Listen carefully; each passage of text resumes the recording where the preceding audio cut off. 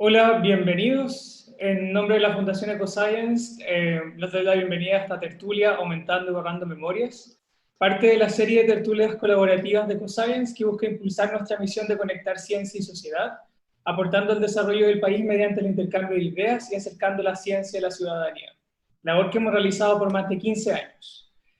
Nos encontramos en un momento histórico de la humanidad que ha dejado expuestos nuestras fortalezas y mayores vulnerabilidades. Hoy cada uno de nosotros está construyendo recuerdos que los acompañarán el resto de la vida, construyendo una memoria individual y a la vez una memoria colectiva que nos permitirá recordar los acontecimientos vividos y generar un aprendizaje vital para la adaptación de la humanidad. En esta tertulia conversaremos sobre la memoria, sus características, su funcionamiento y los hallazgos más recientes en la temática, como aquellos vinculados a enfermedades como el Alzheimer. Quiero presentar a nuestro expositor, al doctor Mauro Costa Mattioli. Mauro recibió su licenciatura en la Facultad de Ciencias en Uruguay y su maestría y doctorado en Francia en la Universidad de Pierre y Marie Curie y la Universidad de Nantes. Mauro realizó su trabajo postdoctoral en Canadá, en la Universidad de McGill. Actualmente es profesor y catedrático en los Estados Unidos en el Colegio de Medicina de Baylor en Houston, Texas. Su trabajo ha impactado la neurobiología de la memoria y los trastornos cognitivos, como también los esfuerzos de la industria para desarrollar medicamentos que mejoren la memoria.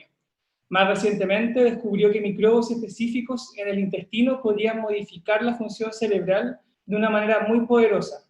Sus hallazgos han sido publicados en las mejores revistas científicas y han sido destacados en numerosos medios de prensa internacional, incluyendo el New York Times, The Washington Post, London Times, entre otros. Finalmente, Mauro ha sido reconocido con numerosos premios, incluyendo el Premio Internacional Eppendorf and Science en Neurobiología, el Premio Searle Scholar y recientemente el Premio de la Presidencia de la Universidad de California de San Francisco.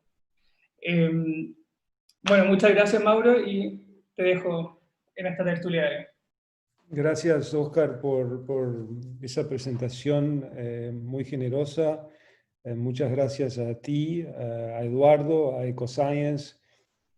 Cada vez que me junto con Eduardo, le manifiesto esa admiración que tengo por su labor y llevar la ciencia a la comunidad, que es algo muy, muy importante y sobre todo ahora, en el cual la ciencia tendría que estar en el tapete de cualquiera de las discusiones que tenemos y a mi entender como un eje fundamental para que la sociedad crezca alrededor de ella.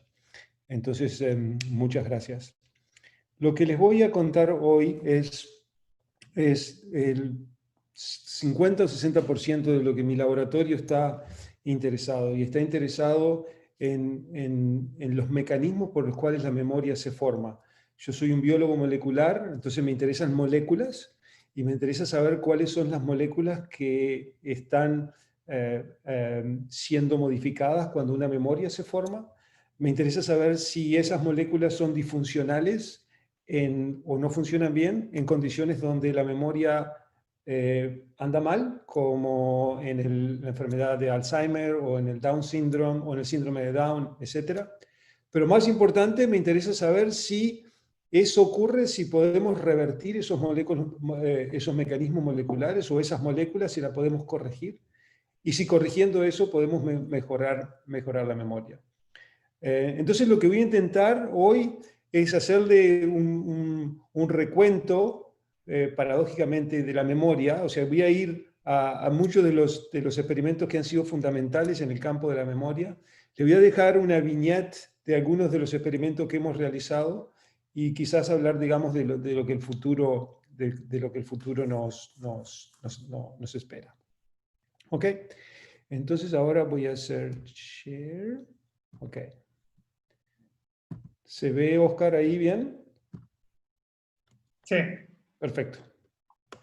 Entonces, la memoria es esencial no solamente para la sobrevida de los animales, pero también es el centro de nuestra identidad. Nosotros somos nuestras memorias, la manera que actuamos, ese reconocimiento del ambiente, que lo integramos, lo procesamos, lo guardamos y también lo recordamos. Y es a partir de eso que esas interacciones que tenemos durante nuestra vida que nos forjan nuestra personalidad.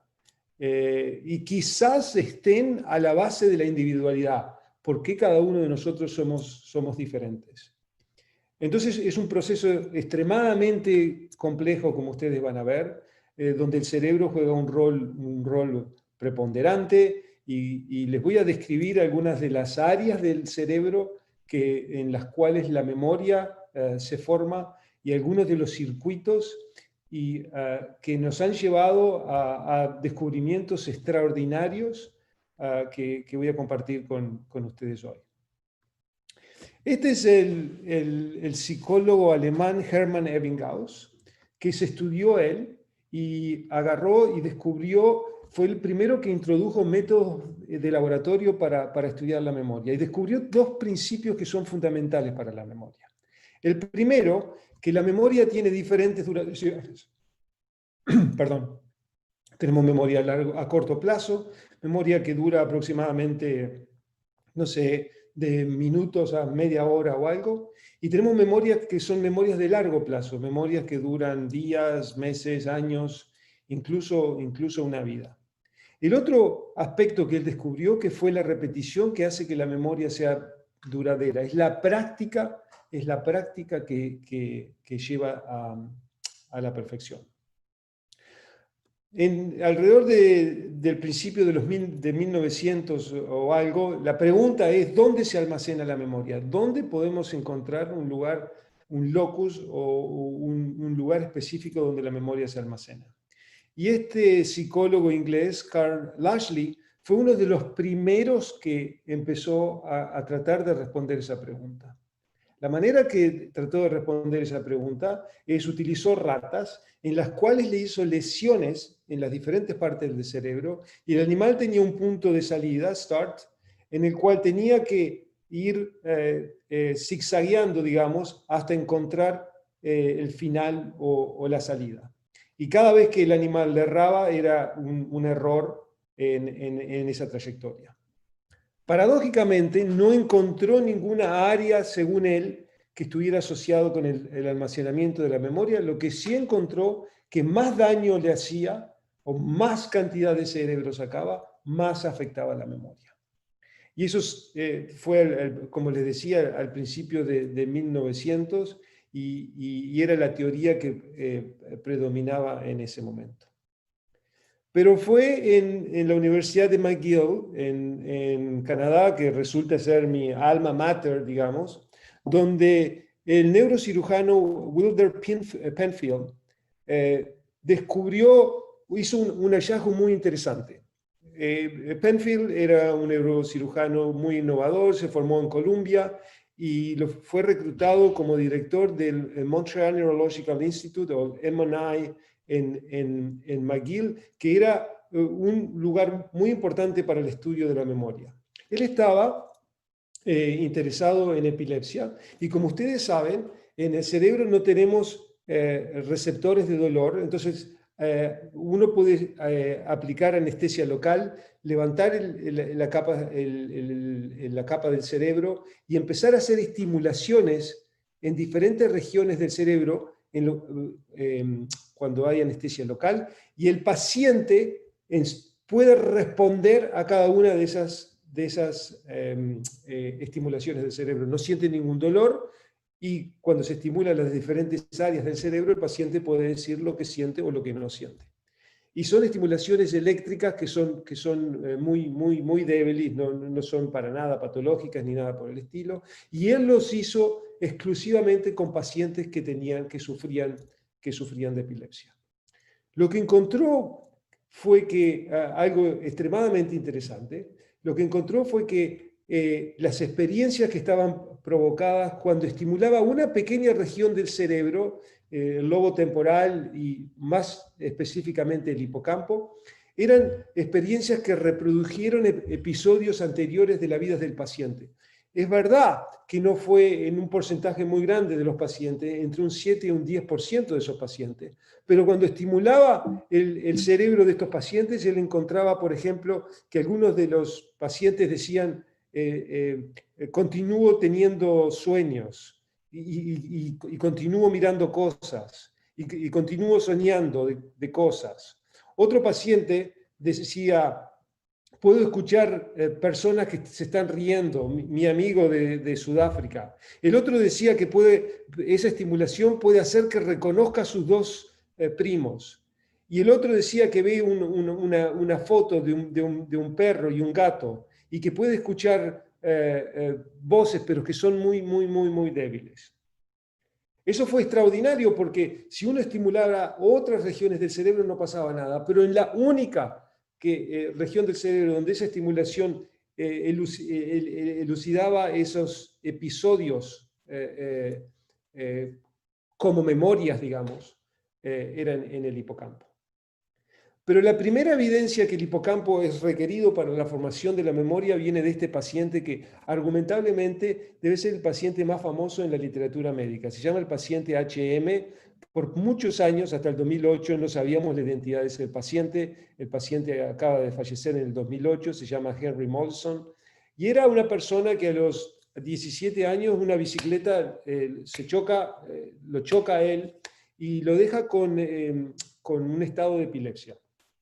Y entonces el paciente, si bien pudo seguir trabajando, trabajaba en una fábrica, por muchos años siguió teniendo epilepsia, hasta que en un momento decide ir a una clínica en Connecticut y habla con un neurocirujano que se había entrenado con Penfield y le cuenta lo que tiene.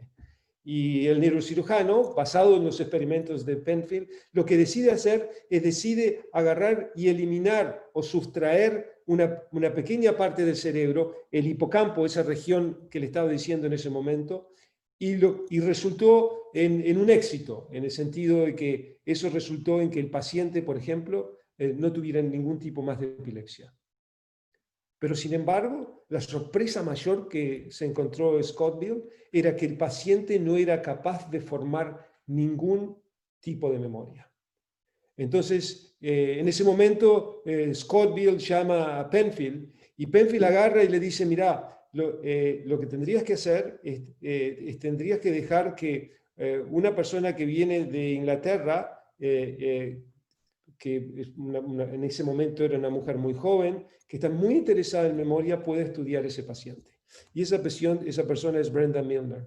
Y voy a abocar porque sí ha habido muchos premios Nobel relacionados a la neurociencia y como ven, se han olvidado de Brenda, pero ha hecho unos descubrimientos que para mí han sido fundamentales en el entendimiento de cómo la memoria se guarda. Y Brenda agarra y caracteriza durante 50 años, Brenda tiene 103, 104 años ahora, sigue yendo al Montreal Neurological Institute, pero caracterizó a este paciente por más de 50 años. Para Brenda, cada vez que Brenda se encontraba con el paciente era la primera vez porque el paciente no podía formar esas nuevas memorias. Memorias a corto plazo sí estaban guardadas, el paciente era capaz de recordarse, por ejemplo, que, no sé, que Uruguay había ganado el Mundial en 1950 contra Brasil, pero 5 minutos más tarde esa información era borrada. Entonces no era capaz de consolidar la memoria o transformar esa memoria de corto plazo a largo plazo. El otro factor que es muy interesante es que memorias del pasado, memorias de cuando HM era un niño, estaban completamente intactas. Cuando iba a la escuela, estaban completamente intactas. Y hoy sabemos que esas memorias, las memorias nuevas, memorias a largo plazo, son guardadas en el hipocampo, pero a medida que el tiempo pasa, se van a otras regiones del cerebro. Este es un experimento en el que muestra el porcentaje de memoria en esta escala, y estas son lesiones que se le hace a roedores después de que los animales son entrenados, y si usted entrena y le saca el hipocampo un día después, el ratón no puede formar memoria. Si se lo saca 7 días después, el ratón no puede formar memoria, pero sin embargo, si se lo saca 28 días después, esa memoria ya se ha ido a otra estructura del cerebro, como se ve acá por imaging, y sacarle el hipocampo, por ejemplo, no tiene ningún efecto. Entonces, Brenda descubre que hay diferentes tipos de memoria y hay memorias que son remotas. Esas memorias remotas no se guardan en el hipocampo, están en otra estructura, pero memorias más recientes son las que se guardan en lo que se llama en el lobo temporal y en el hipocampo. una región como ustedes, o algunos seguramente ustedes saben, que son una de las regiones que están más afectadas en la enfermedad de Alzheimer. El otro factor, pero una de las preguntas más interesantes, este hombre fue caracterizado en la prensa como el hombre que no puede aprender nada. Y la pregunta que Brenda se hizo es, ¿hay algún tipo de memoria que este paciente puede formar? Entonces, lo que hace es un experimento con este paciente en el cual tiene que, con un lápiz, bordear el contorno de una estrella, pero no mirando directamente al papel, pero sino mirando un espejo. Y lo que encontró es que en el primer día, como nosotros, hacemos una cantidad de errores hasta que vamos aprendiendo, el segundo día hacemos menos errores, pero el tercer día vemos que el paciente fue totalmente capaz de aprender. Es interesante que el paciente fue capaz de aprender esta tarea, pero si uno le preguntaba si se acordaba de la tarea, él era incapaz de recordar la tarea. Entonces, basados en esos experimentos, basados en esos experimentos en humanos, hoy en día, y después de ese descubrimiento, hubo muchos investigadores que entraron a analizar pacientes que tenían lesiones similares y llegaron a la misma conclusión. Y como consecuencia, hoy dividimos la memoria basado en esos descubrimientos de Brenda. Hay una memoria declarativa y una memoria implícita. La memoria declarativa es la memoria por hechos, por eventos, por personas y por lugares y objetos. Ese tipo de memoria es la que depende del lobo temporal y del hipocampo, y ese tipo de memoria es la cual requiere el consciente. Sin embargo, tenemos otro tipo de memoria, como habilidades y hábitos, que esas no depende del hipocampo, depende del cerebro, de otra estructura, y esa no requiere atención inconsciente. Por ejemplo, en el caso de H.M., para que puedan entender, H.M. no sabía andar en bicicleta, él podía aprender a andar en bicicleta, pero si uno le preguntaba 5 minutos más tarde, H.M., ¿te acordás que anduviste en bicicleta? Él no se acordaba. Lo que hay que explicar que en un principio, cuando uno anda en bicicleta, al principio, cuando empieza a aprender o cuando empieza a manejar un auto, uno utiliza el consciente para focalizarse de apretar el pedal o no, pero una vez que el aprendizaje ocurre, es completamente independiente del consciente y uno lo hace, digamos, de una manera más asociada con el reflejo. Entonces, tenemos dos tipos de memoria: memoria declarativa, que depende del consciente; memoria implícita, que no depende del consciente. ¿Se acuerdan que en el caso de H.M. no podía formar memorias a largo plazo? Y alrededor de 1960 o algo, hubo la primera evidencia molecular que estos dos procesos, llamados memoria a corto plazo y a memoria a largo, diferían en su composición molecular. En otras palabras, la memoria a corto plazo no depende de la síntesis de proteínas. Proteínas son moléculas que son generadas por células que de hecho lo que sirven como ladrillos o bloques que son necesarios para que la célula tenga una función, en este caso neuronas, para que tenga una función muy determinada. Si usted inyecta un inhibidor de la síntesis proteica, uno no es capaz de convertir esa memoria a corto plazo a largo plazo. La memoria a corto plazo no se afecta, pero la memoria a largo plazo no se puede formar. Y esos son experimentos que se hicieron originariamente by Bernie Agranov en pescado, Samuel Barón desde acá de UCSF en roedores, y en invertebrados, específicamente para memorias que son implícitas. Seguramente alguno de ustedes los conozca, es el premio Nobel Eric Kandel, que caracterizó en este organismo muchos de los moléculas moleculares que hoy sabemos que son requeridos para la formación de memoria. Ahora, ¿qué tengo que ver con todo esto? Resulta que yo hice un doctorado en virología y que ahora con esta pandemia creo que no está mal saber de virología, pero me interesaba cómo los virus son capaces de afectar la síntesis de proteínas. Entonces decidí ir a McGill, a la cuna de la memoria, Pero no fui a trabajar en neurociencia, fui a trabajar con un investigador, argumentablemente uno de los más famosos hoy en Canadá, que se llama Nahum Sonnenberg, que es el padre del estudio de la síntesis de proteínas. Y estuve trabajando por 2 años o 3, conocí amigos queridos de Chile, de hecho, también en ese laboratorio, pero de hecho decidí hacer una transición y pensé que estoy en el mejor laboratorio del mundo para estudiar la síntesis de proteínas. Entonces pensé que quizás pudiéramos encontrar un mecanismo que puede prender la síntesis de proteínas. Y dije, y si lo encontramos, quizás podamos prender la memoria. Y si apagamos ese mecanismo, quizás podamos apagar también la formación de memoria. Entonces, para hacer una historia larga, corta, les cuento que hemos descubierto un factor que se llama EIF2, no importa, que es un factor que es un represor de la memoria. Y cuando nosotros inhibimos su función, somos capaces de aumentar la síntesis proteica y como consecuencia podemos aumentar la capacidad de los animales de formar la memoria. Se lo muestro en un segundo. Lo opuesto también es verdad.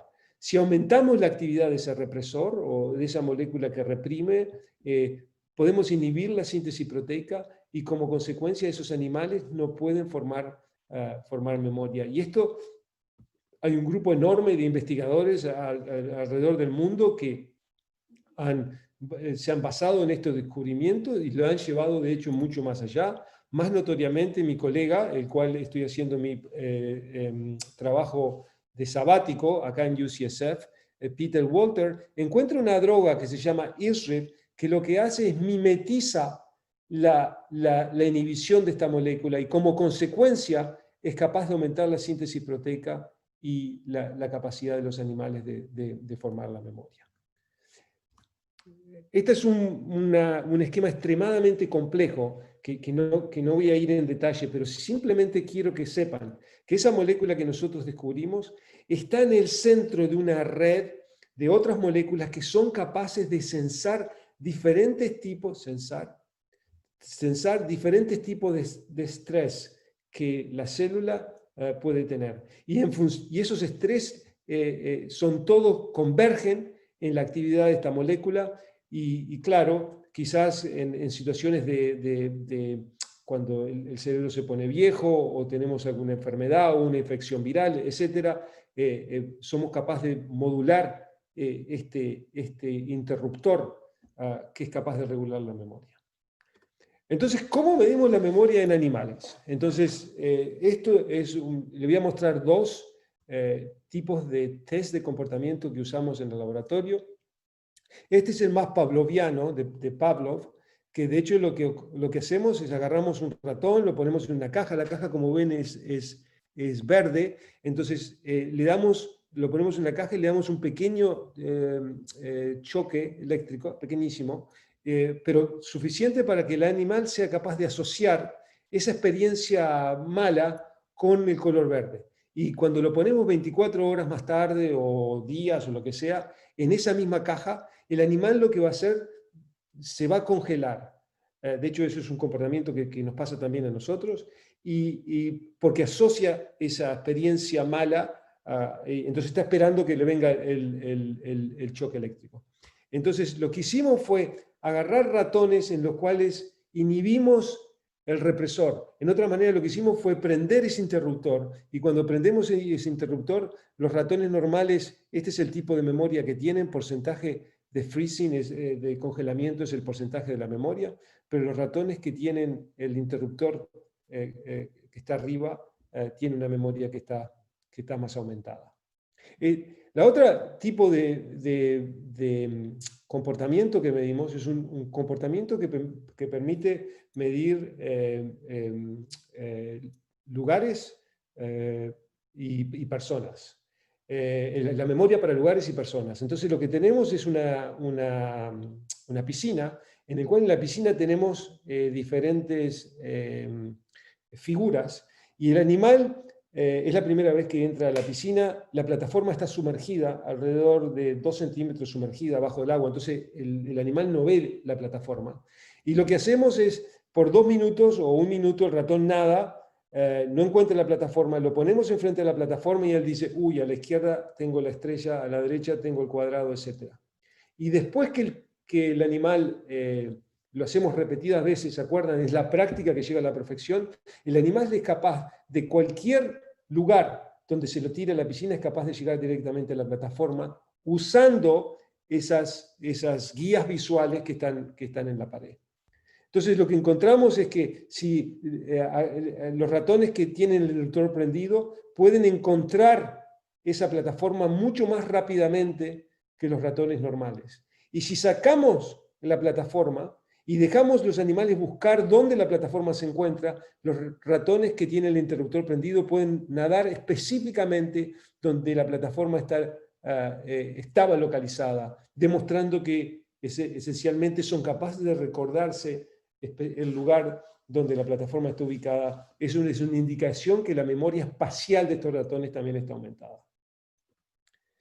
Lo opuesto, esa es una evidencia genética que originariamente encontramos. En el 2011, en mi laboratorio, encontramos una droga que es capaz de inhibir una molécula que está un poquito más arriba, y cuando se lo damos, la memoria de estos ratones aumenta. Y como le decía, el laboratorio de Peter Walter encontró esta molécula que es famosa, que es extraordinaria, que de hecho tenemos una resolución atómica de cómo funciona, y si se la damos a esos ratones, ahora los ratones son capaces de aprender más fácilmente. Estos son ratones que le hacemos un test de comportamiento donde no se requiere repetición. Si le damos, hacemos la mutación genética o le damos esa droga, son capaces de aprender prácticamente sin repetición, al contrario de los ratones normales.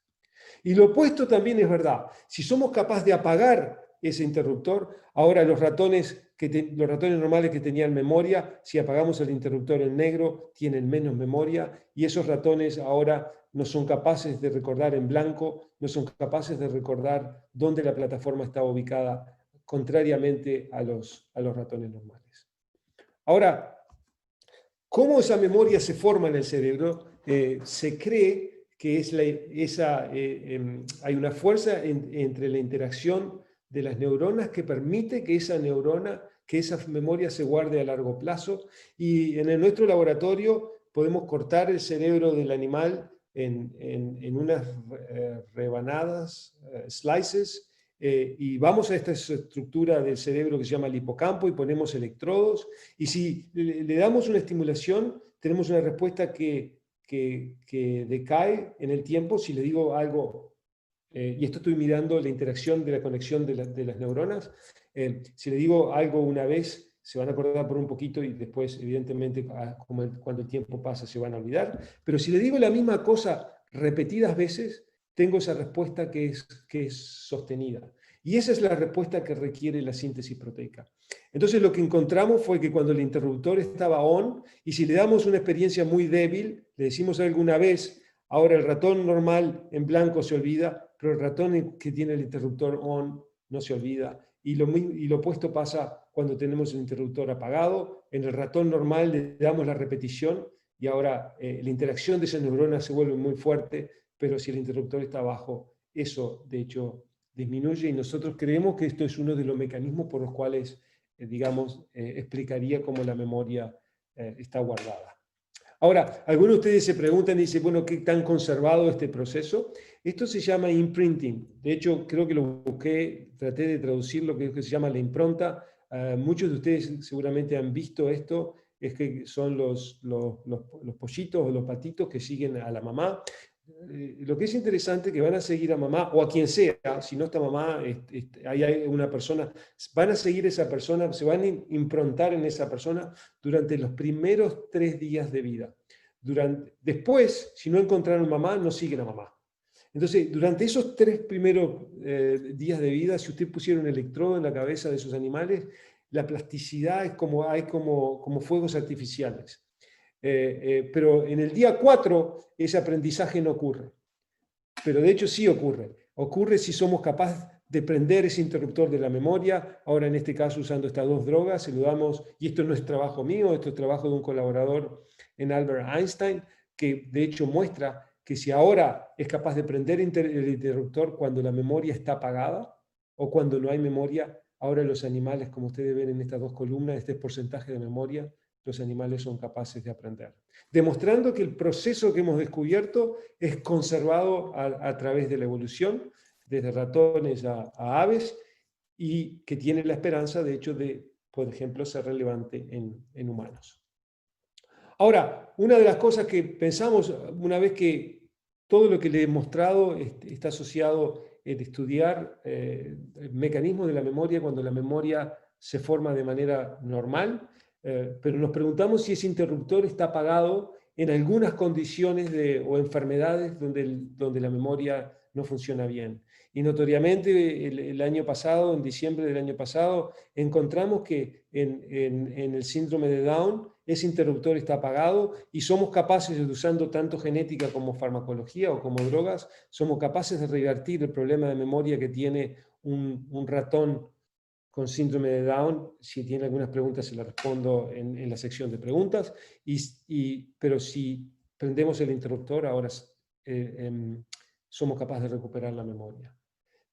Interesantemente y desafortunadamente, un gran porcentaje de esos individuos que tienen síndrome de Down, cuando llegan a los años 40 o 45, una gran mayoría desarrollan la enfermedad de Alzheimer. Y hay un grupo de investigadores que han de hecho demostrado que en esos ratones de Alzheimer, donde la memoria está apagada, ese interruptor también no está funcionando bien, y si prendemos ese interruptor somos capaces de recuperar la memoria. Le quiero decir que hoy en día hay alrededor más de 5 empresas farmacéuticas, no tengo nada que ver, no hay conflicto de interés, que de hecho se han basado en esa investigación y están tratando de desarrollar mecanismos y drogas para poder revertir esos problemas de memoria en enfermedades en las cuales la memoria no funciona bien. Ahora, ese interruptor de la memoria aparentemente está apagado en otros, no solamente en el síndrome de Down y en el Alzheimer, pero también en otras patologías.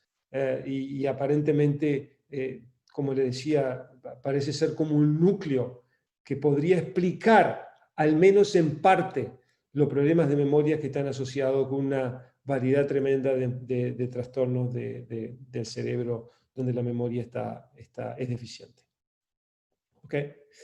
Entonces, eso abre la posibilidad de que el interruptor está apagado y eso apaga la memoria. Eso abre la posibilidad, como les decía, de que empresas farmacéuticas tomen esa información y puedan generar, digamos, drogas, una memory pill, que de hecho esperemos que en el futuro pueda ser usada para aliviar la patología que está asociada a esas enfermedades.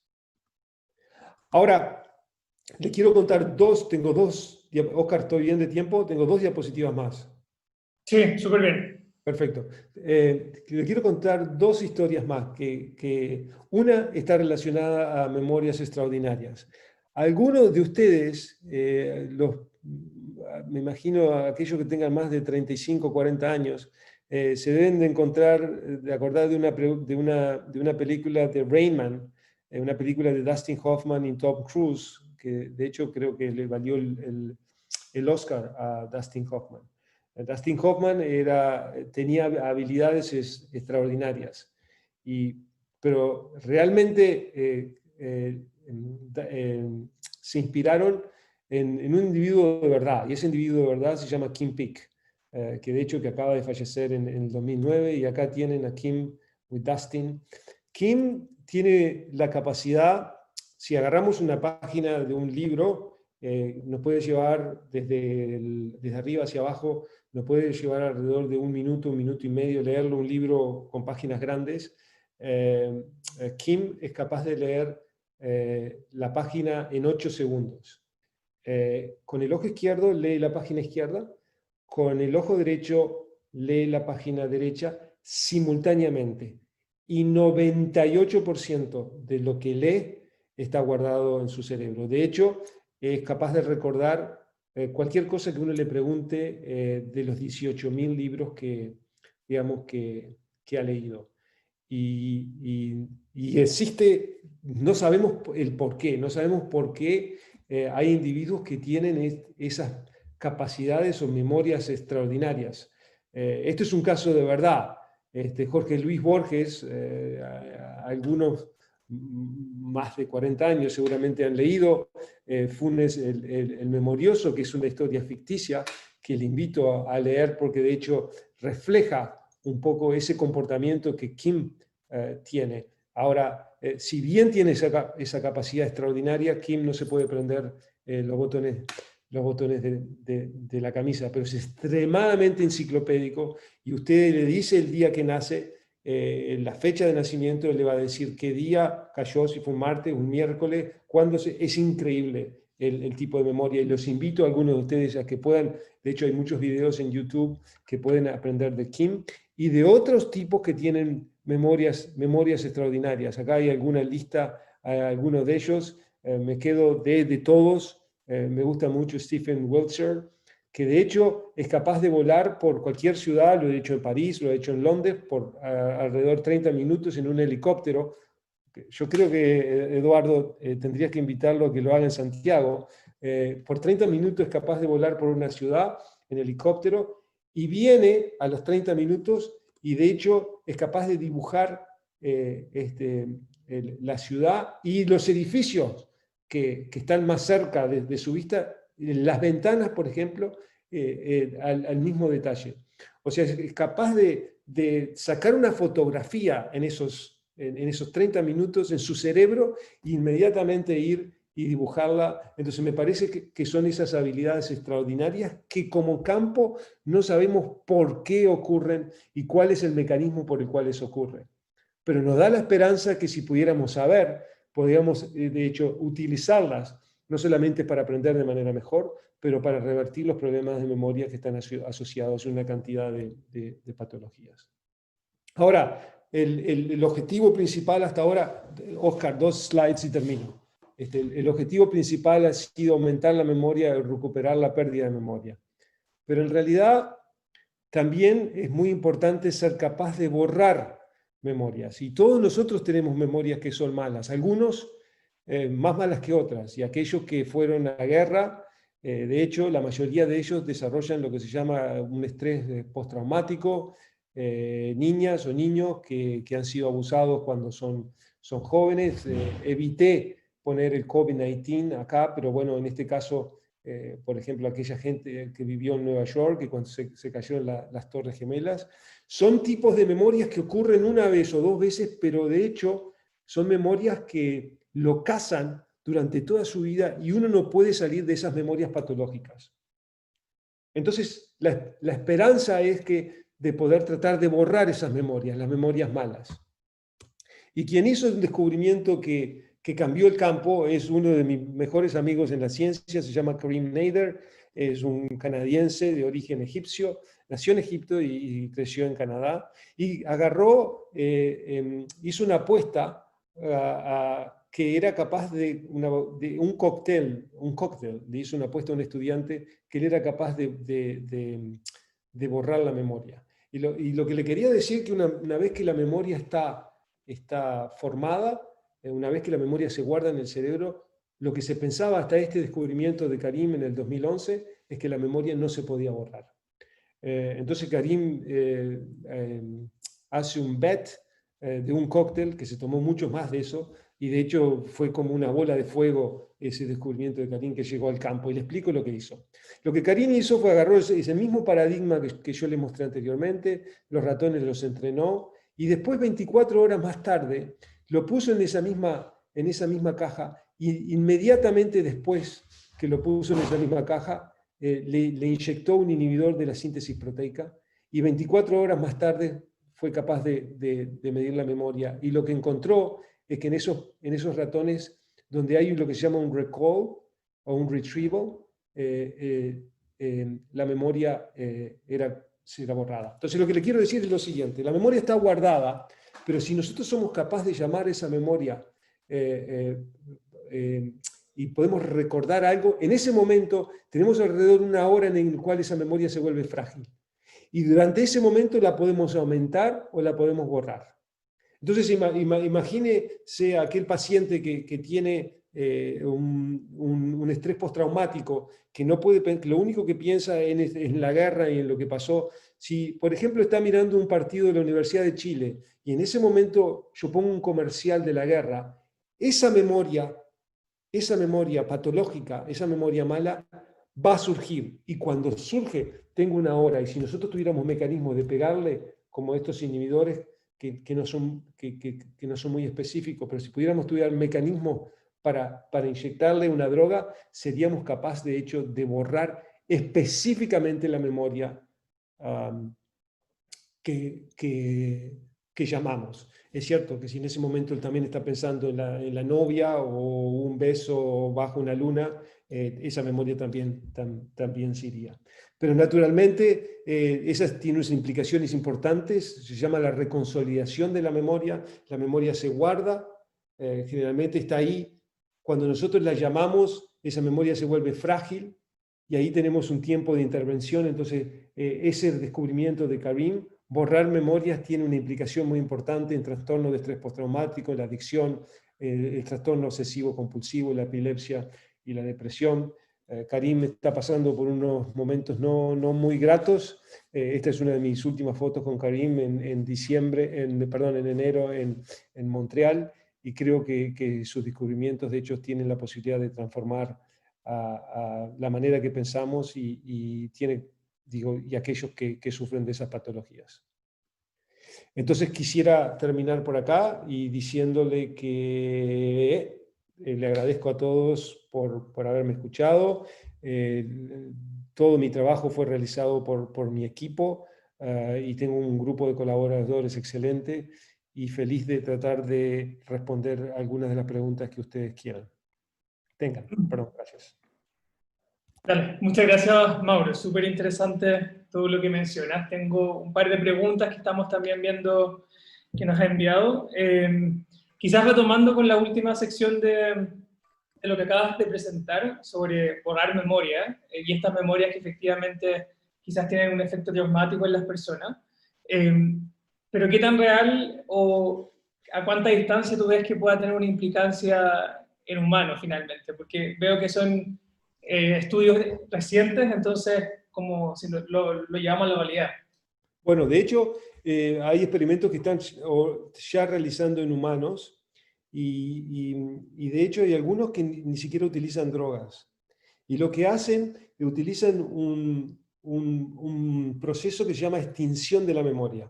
Extinción de la memoria es, por ejemplo, si uno agarra un outlet eléctrico, no sé cómo se llama, un coso donde enchufas las cosas, ¿cómo se llama? Para electricidad. Claro, cuando, un enchufe. Un enchufe. Entonces, si por ejemplo ese enchufe lo metes el dedo y te da corriente, si alguien viene y te dice tocarlo de vuelta, bueno, lo tocas. Pero si alguien te agarra la mano y te dice, mira, Oscar, he apagado la electricidad, y entonces vos lo tocas una vez, entonces, y otra vez, y dos, y tres veces, y cuatro, y cinco veces, hay una extinción de la memoria original, pero también hay una formación de una nueva memoria. La nueva memoria es, ahora toco ese enchufe y no me da corriente. Entonces lo que se está usando, de hecho, es eso mismo.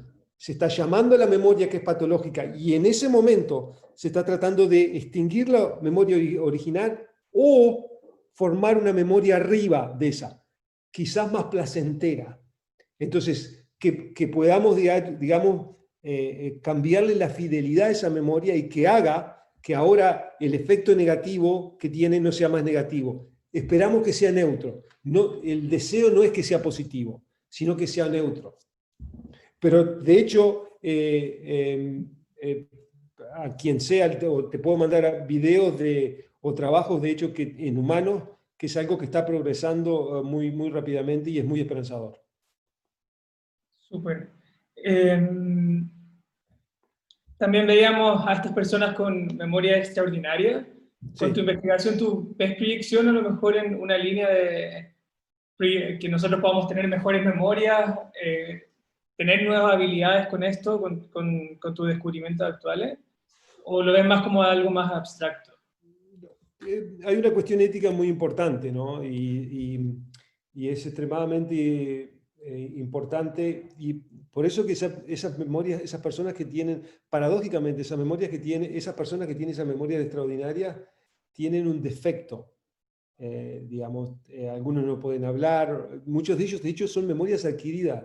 Hay una película de John Travolta, que de hecho que tiene un tumor en la cabeza y ahí genera capacidades extraordinarias. Muchos de ellos que yo les mostraba es que le han pegado con un bat de béisbol en la cabeza y a partir de eso, por ejemplo, nunca tocaban el piano y empiezan a tocar Beethoven.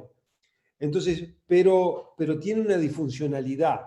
Si mañana me subo, mañana me encuentro con Eduardo en Chile, o de hecho cuando me encontré con Eduardo en Chile, me acuerdo de la conversación que tuve, pero no me acuerdo si tenía corbata o no tenía corbata, o qué color era su camisa, o si usaba alguna fragancia determinada, o etcétera.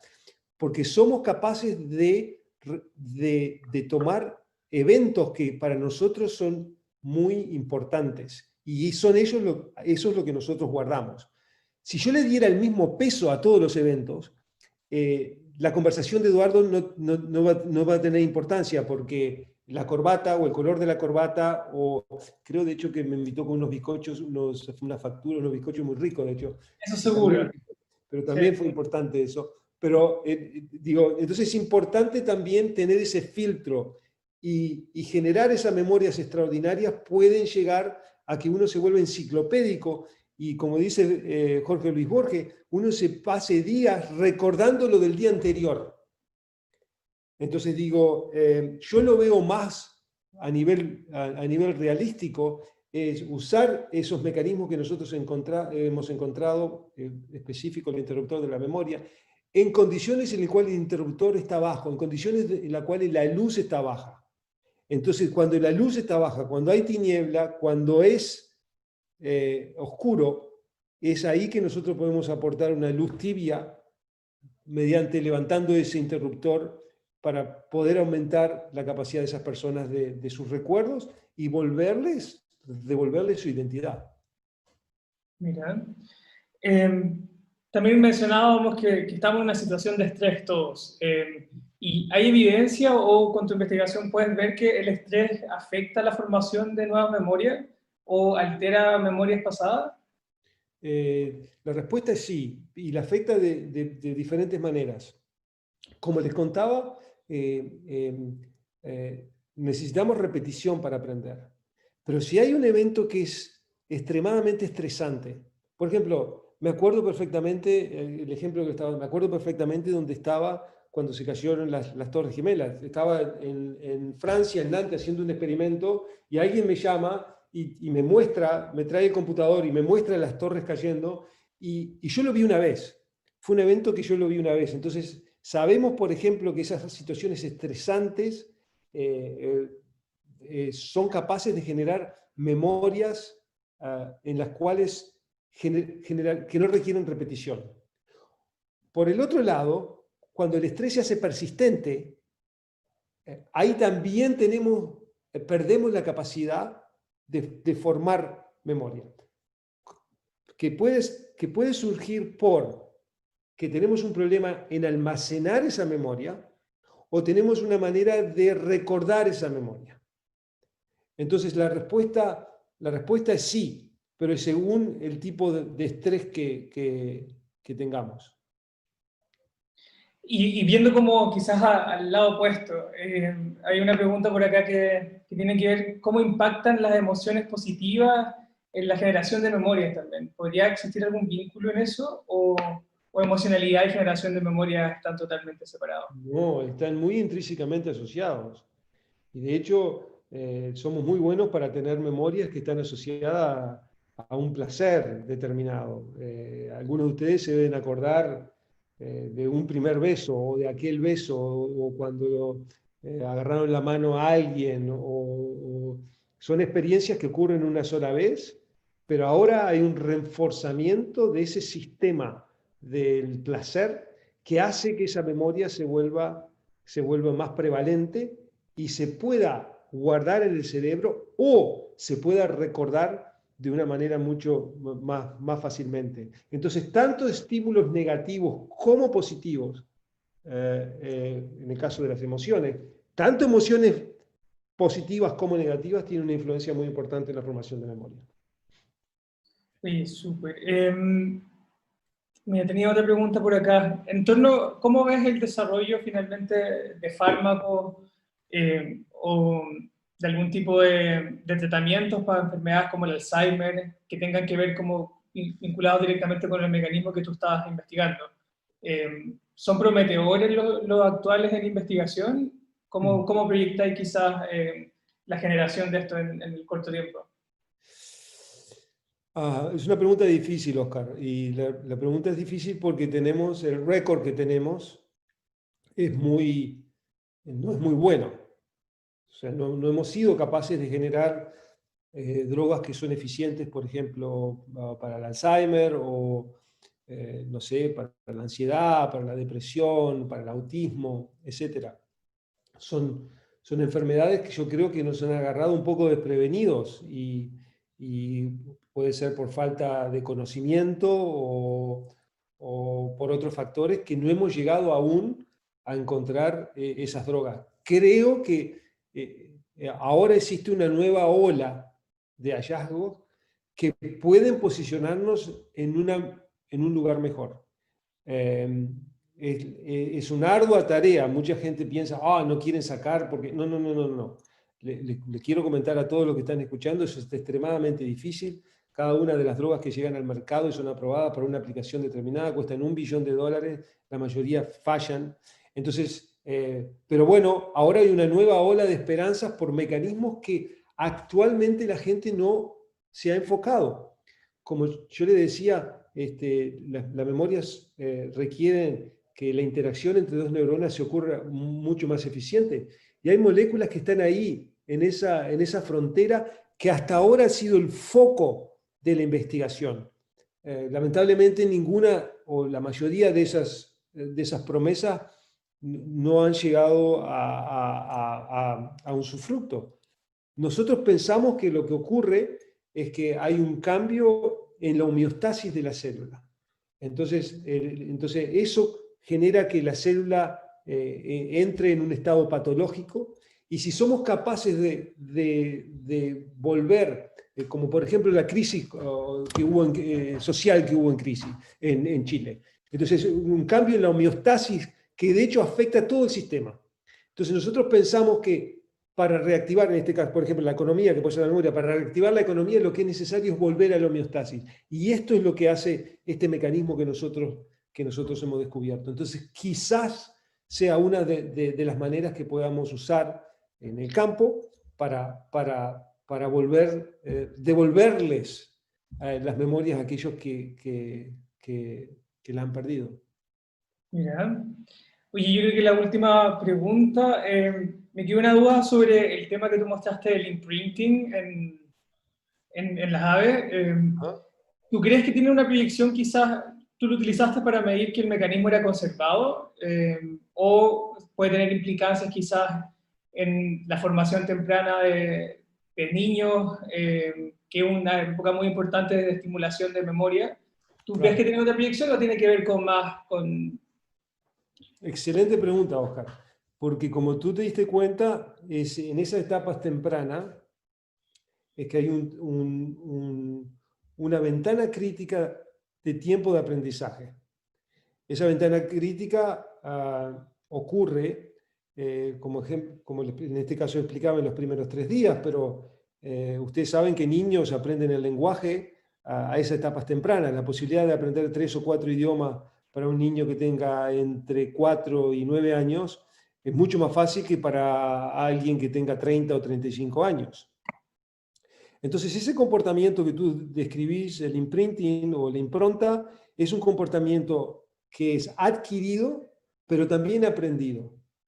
La razón por la cual fuimos o hicimos esas investigaciones es porque es una situación en la cual en un individuo normal la memoria no se puede formar. ¿Te acordás que cuando durante esos 3 días el animal aprende, en el día 4 el animal no es capaz de aprender o no es capaz de aprender tan eficientemente?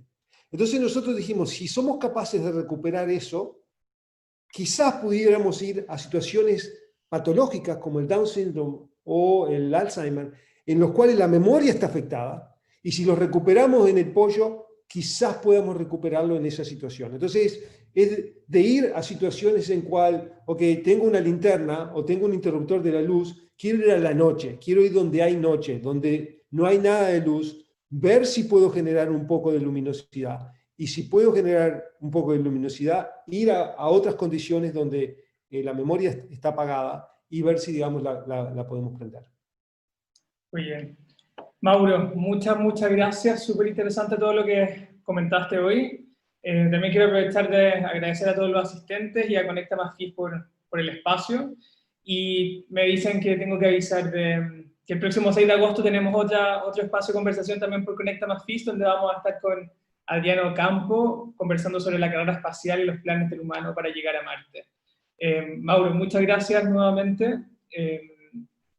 Y eso, y bienvenido cuando quieras llegar a Chile y ver si podemos quizás seguir conversando. Gracias a ustedes por la oportunidad y que tengan buenas tardes. Igual. Bye.